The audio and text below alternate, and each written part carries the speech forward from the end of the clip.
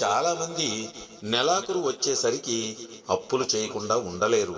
ఎందుకంటే personal, family అవసరాలు తీర్చాలంటే అప్పులు తప్పవు.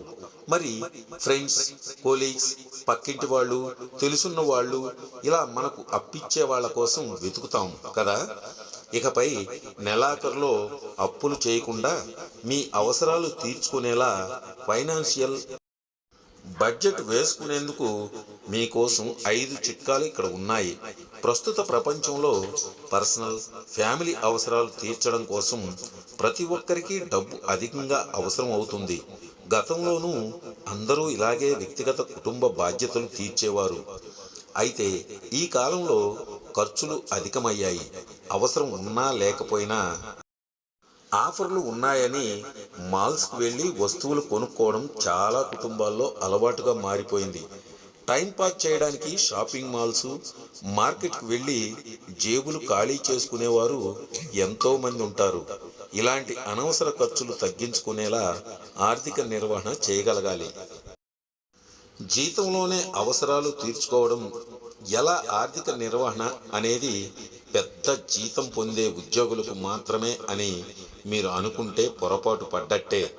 భారత ప్రభుత్వం ప్రతి 5 సంవత్సరాలకు ఒకసారి 143 కోట్ల మంది ప్రజలకు బడ్జెట్ను ప్రకటిస్తుంది. అన్ని కోట్ల మందికి ప్రభుత్వం బడ్జెట్ వేస్తుండగా మీరు మీ కుటుంబం కోసం ఆర్థిక వ్యయాన్ని అంచనా వేయకపోతే ఎలా? కొంచెం ప్రపంచ జ్ఞానం ఉపయోగిస్తే కుటుంబ అవసరాలు సంపాదించే జీతంలోనే తీర్చుకోవడం ఎలాగో తెలిసిపోతుంది. మీరు బాగా ప్లాన్ ప్రకారం డబ్బు ఖర్చు చేస్తే మీ ఇంట్లో సగం కంటే ఎక్కువ సమస్యలు తగ్గిపోతాయి. ఆర్థిక నిర్వహణ కోసం ఇక్కడ కొన్ని చిట్కాలు ఉన్నాయి. మీరు వాటిని నేర్చుకుని అమలు చేస్తే డబ్బు కొరత ఉండదు. అవసరాలను అర్థం చేసుకోండి. అన్ని కంపెనీలు తమ నికర లాభం లేదా నష్టాన్ని కనుగొనడానికి కంపెనీ ద్వారా చేసిన ఖర్చులు, కంపెనీకి వచ్చే ఆదాయాన్ని విడిగా లిస్ట్ అవుట్ చేస్తాయి.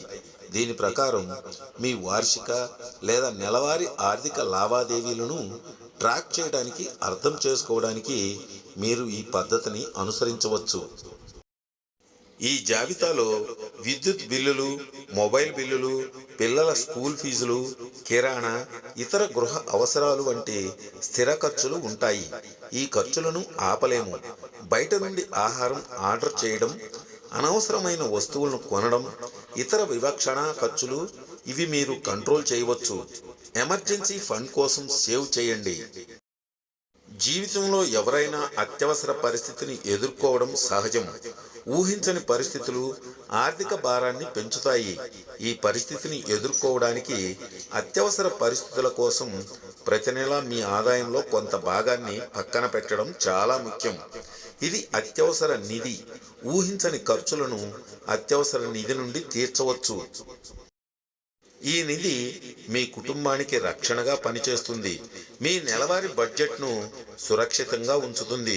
మీరు అత్యవసర నిధి కోసం ఆదా చేయకపోతే అత్యవసర పరిస్థితిలో మీరు ఇతరులను ఆశ్రయించాల్సి రావచ్చు. ఆ సమయంలో ఎవరూ ఆర్థికంగా సహాయం చేయకపోతే చాలా ఇబ్బందులు పడతారు. మీ ఆదాయం, ఖర్చులను లిస్ట్ చేయడంలో పాటు ప్రతిదీ 2 సార్లు తనిఖీ చేయాలి. అప్పుడు ఏ ఖర్చులు అవసరం, ఏవి అనవసరం, ఏవి సర్దుబాటు చేయవచ్చో మీరు సులభంగా అర్థం చేసుకుంటారు. ఫలితంగా మీ ఇంటి బడ్జెట్ కూడా సమర్థవంతంగా మారుతుంది. అనవసరమైన ఖర్చులు తగ్గుతాయి, డబ్బు ఆదా అవుతుంది. అప్పుడు మీ జీతం నెలాఖరుకు వస్తుంది. అందువల్ల మీ బడ్జెట్ను క్రమం తప్పకుండా సమీక్షించండి.